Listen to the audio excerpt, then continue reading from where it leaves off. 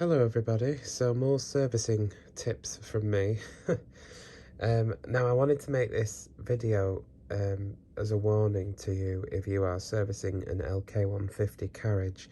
This is actually the Fair Isle Carriage, the FC6, but it's the same principle on this carriage as the regular 150 Carriage. This applies to the LK100, Zippy 90 and LK140 as well. Now, I'm sharing this with you because this has actually happened to me and it is not very fun at all. So basically, with the LK150 and all the LK type machines, your tension dial, you have to remove this.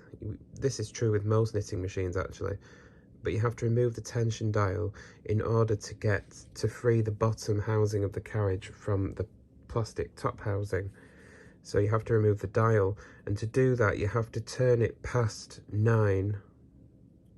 So when it's pointing to 9, you turn it past. It feels like you might break it, but that is the proper way. You turn it past 9 and then you'll be able to lift the dial up and it'll pop off.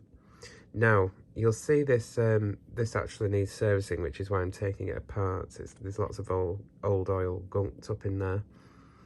But you see this little sort of semicircle maze there, and then you've got this sort of cutout here, and that's what the central shaft of that the dial sits on goes through, and it goes onto this keyhole type affair here.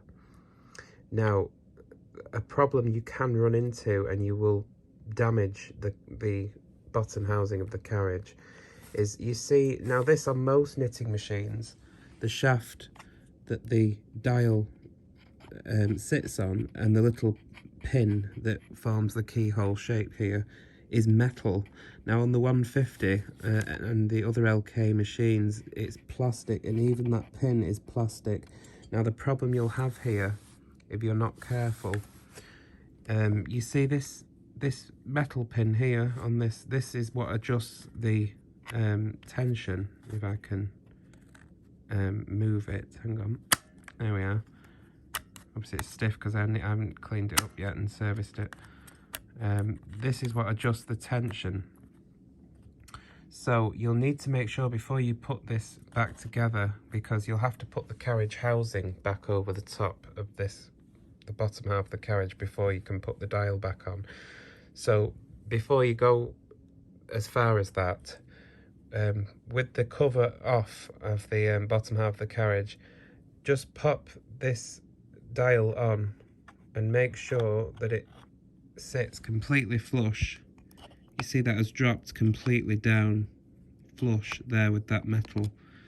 Now if this pin was moved out of place from the position that the dial was in when it was taken off, you'll see now if I try and put this on,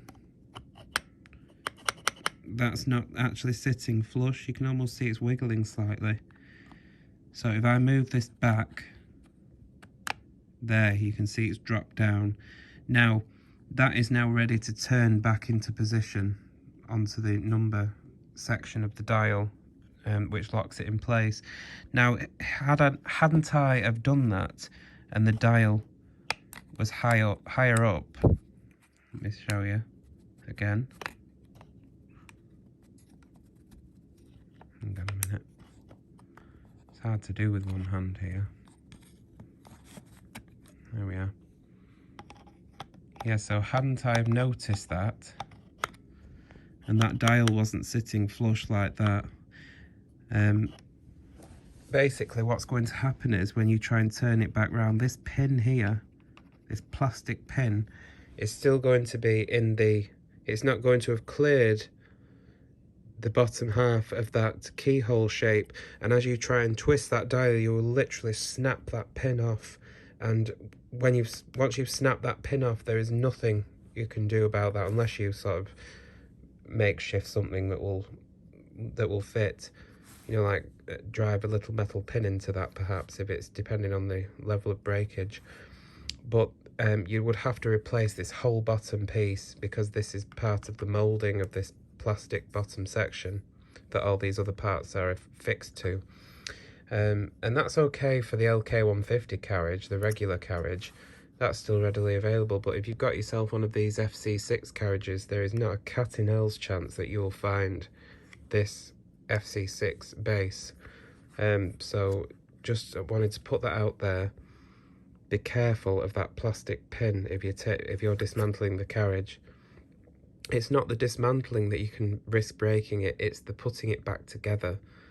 So of course, before, the main point to remember, what I'm sharing with you here, is before you put the top housing of the carriage onto the lower half of the carriage, just check that before you do so you can see what you're doing, that dial is sitting flush against the metal plate here, like that, and it's not.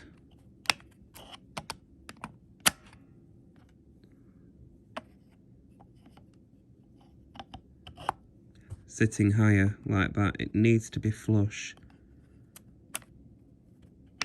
like that with the carriage, and then it is safe to turn back into its regular position. So then you can go ahead and take that off, put your housing back on, and then you can put your dial in place, and you'll feel if that's dropped properly into place. And basically what is stopping it is this maze here. That pin on there needs to line up with the maze here, this semicircle, and that is obviously what adjusts your stitch size. But there we are, top tip for the LK silver reed machines. Hopefully this helps and saves you any trauma, especially if you have the rare FC6 carriage. So thanks for watching, and I'll catch you in the next one.